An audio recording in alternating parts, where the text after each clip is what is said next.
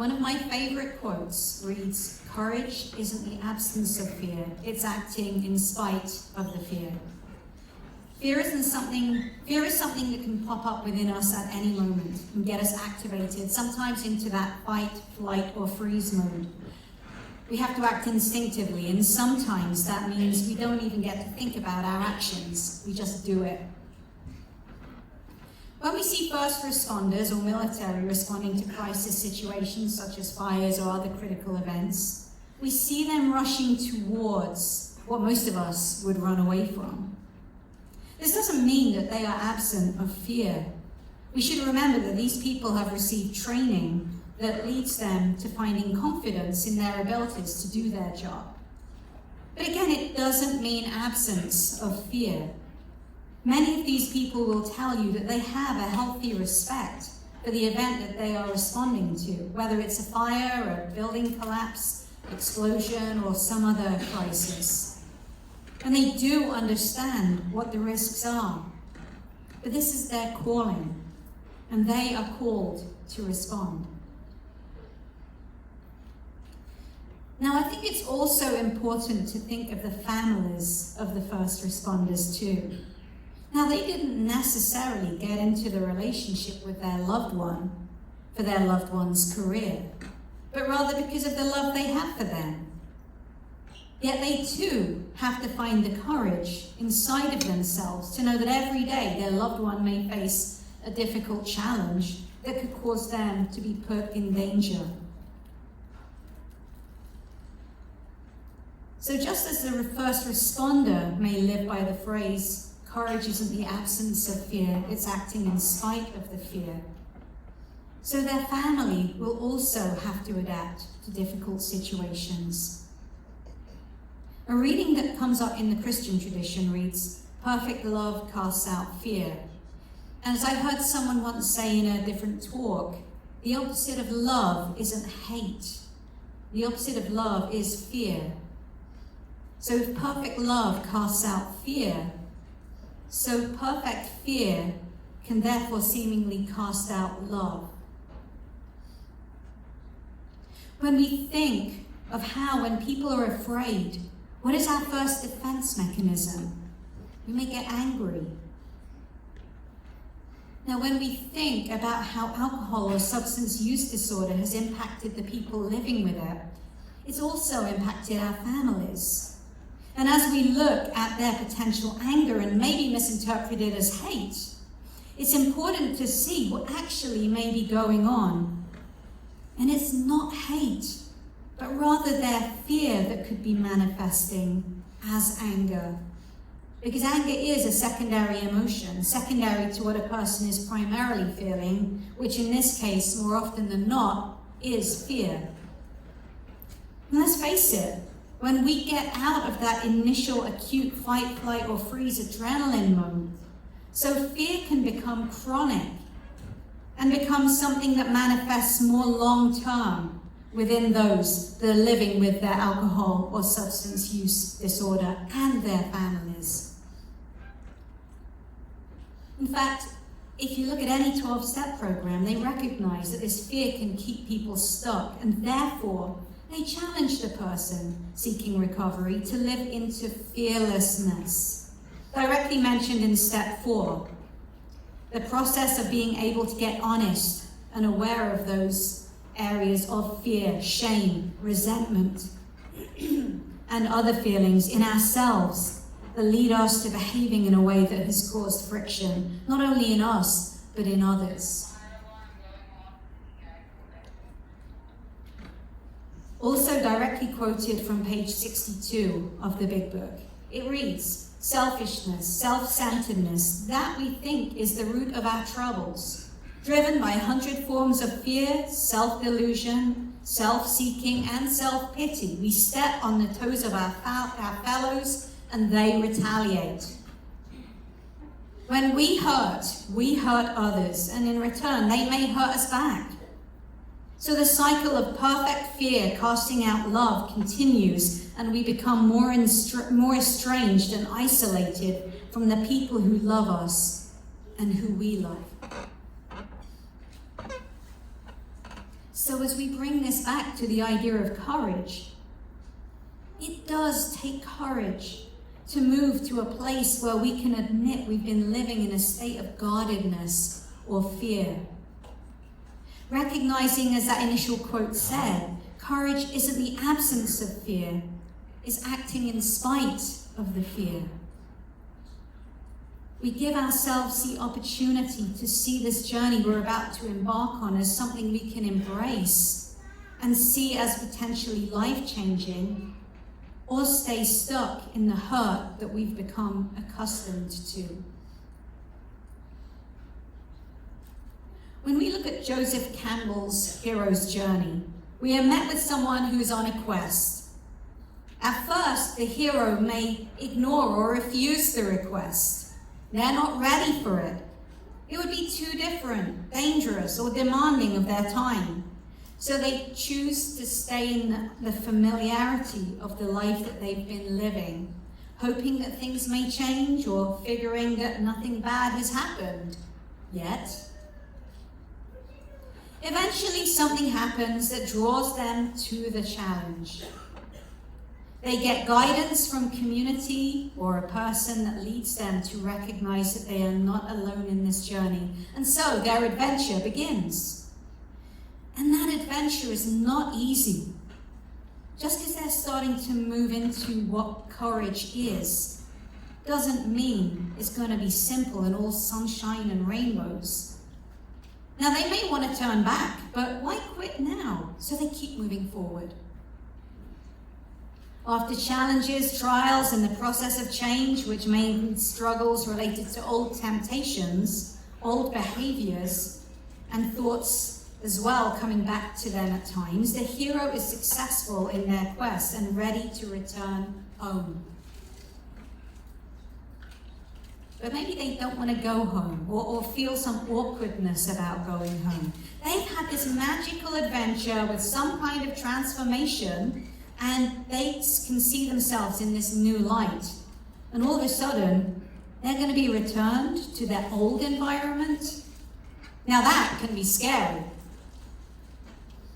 They may worry that after this new transformation, it may not be accepted or trusted. After all, they have had the transformation, not their loved ones as far as they know anyway.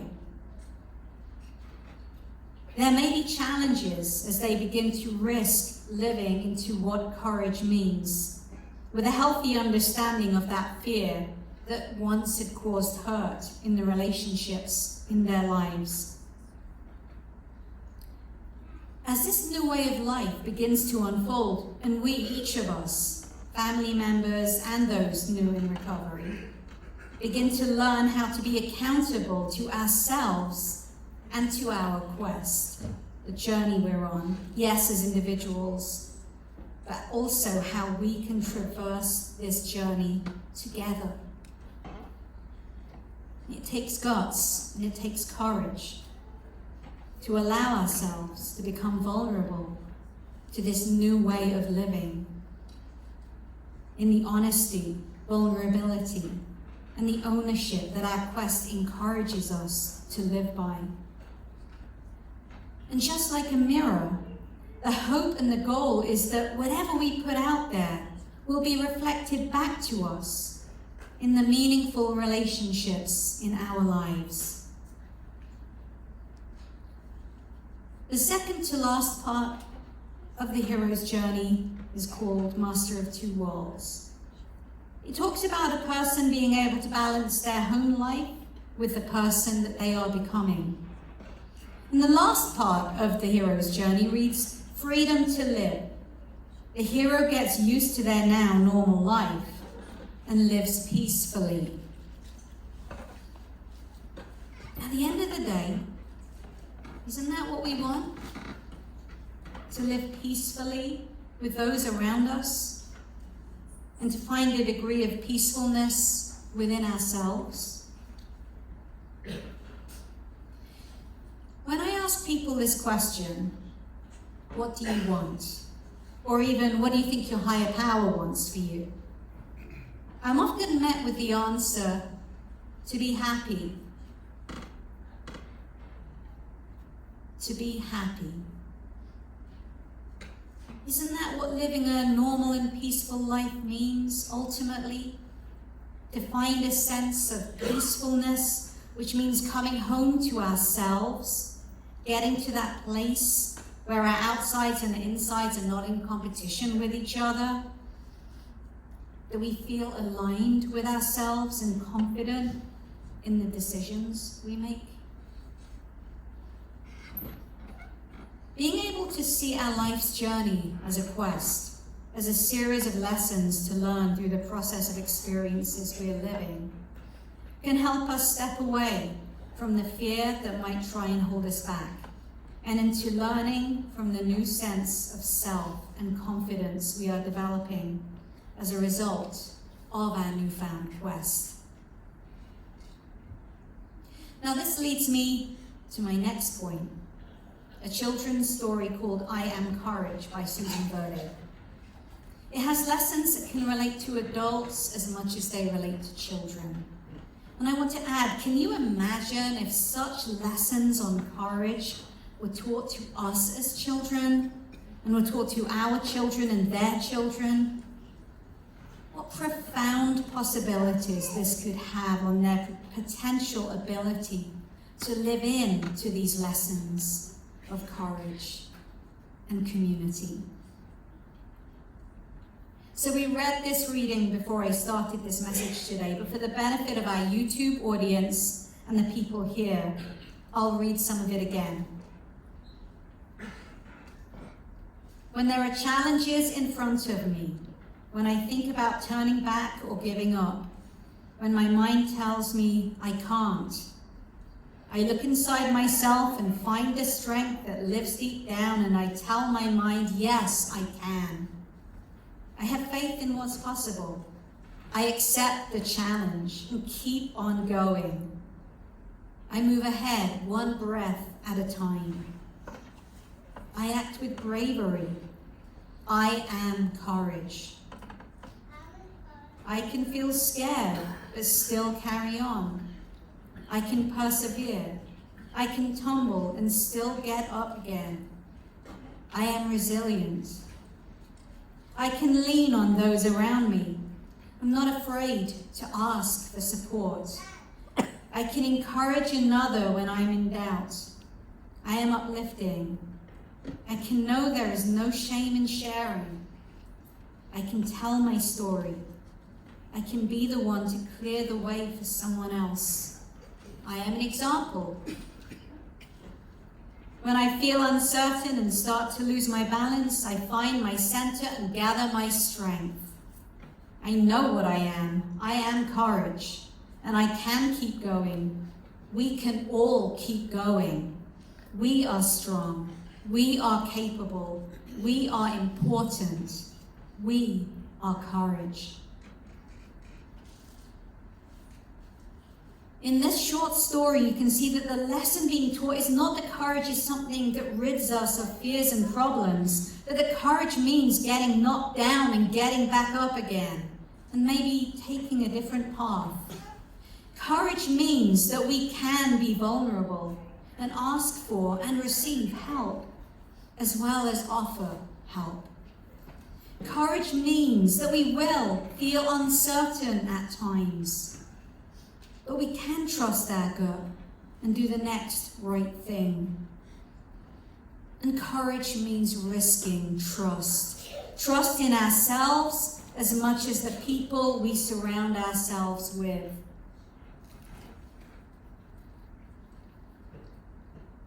Now, back in the day when some of us older ones were kids, there were cartoons on TV featuring superheroes like He-Man or Wonder Woman. You all remember those days? Yeah? Now, you never saw them afraid of anything. So no wonder many of us grew up believing that true strength was found in stuffing our fears. But without the space to process those fears would just keep growing, or at the very least get stuck inside of us. Characters like Batman, for example, felt his vulnerability made him weak, so he became reclusive. Now, if these are the lessons that we learned from our superheroes, as well as maybe from our family systems, then no wonder we became people who started to live into the concept of perfect fear, casting out love. We're not just talking about the love of others, we're talking about self-love. When we're thrown into fear, we imagine the worst. We go down that rabbit hole of possibilities and why we're not good enough, strong enough, perfect enough, not enough. Now, maybe some of us are raising the next generation and we want to give them what we didn't have, and we risk telling them that they're more than enough and always to be happy, and conversely end up having them feel the need to stuff their feelings or fears because of the potential for toxic positivity that we may have instilled in them. So imagine where a story like I Am Courage can teach them and us that life is a series of experiences, both the good and the not so good, and we can learn from them. In a lecture I gave the other day, I mentioned an acronym for the word failure is found another important lesson upon reviewing experience. As people sitting here in this audience or watching on the YouTube channel, each of you has had experiences that have led you to recognizing the lessons that can be learned from your life experiences. And as your loved ones watch you, maybe get knocked down, but rising up once more.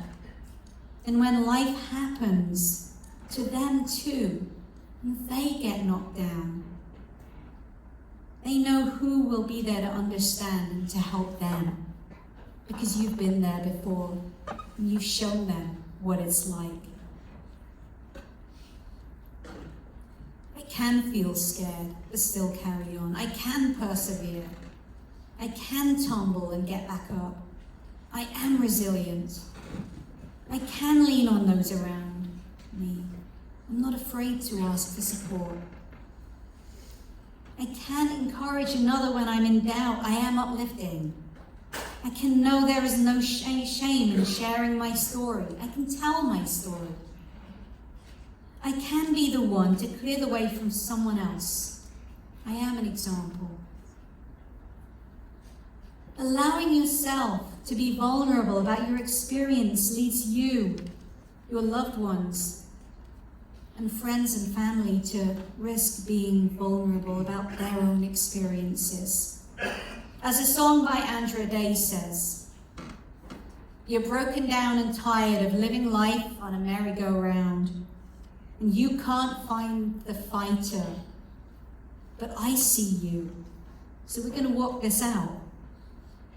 And we're going to move mountains. And I'll rise up, rise like the day, and I'll rise up. I'll rise unafraid, and I'll rise up, and I'll do it 1,000 times again. And I'll rise up high like the waves, and I'll rise up in spite of the ache. I'll rise up, and I'll do it 1,000 times again for you."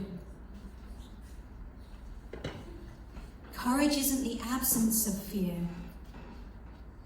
It isn't the absence of struggles. Courage is acting in spite of the fear and in spite of the struggles. Courage is the ability to show the vulnerability, to trust your gut instinct, and rise up in spite of the ache, in spite of the fear, in spite of the struggles, and recognize that those fear and struggles teach us lessons that can lead to our personal growth and the growth of our loved ones, as they then feel they have permission to also show those vulnerabilities. So how will you rise up? How will you take on your hero's journey? Will you allow yourself to embrace courage as not being the absence of fear, but acting in spite of the fear? However your hero's journey goes, may you embrace it with the courage of the child in that story, I Am Courage. rather than with the isolation and withdrawal of Batman. May you move forward and claim your hero's journey and be the person you know you were meant to be. Amen.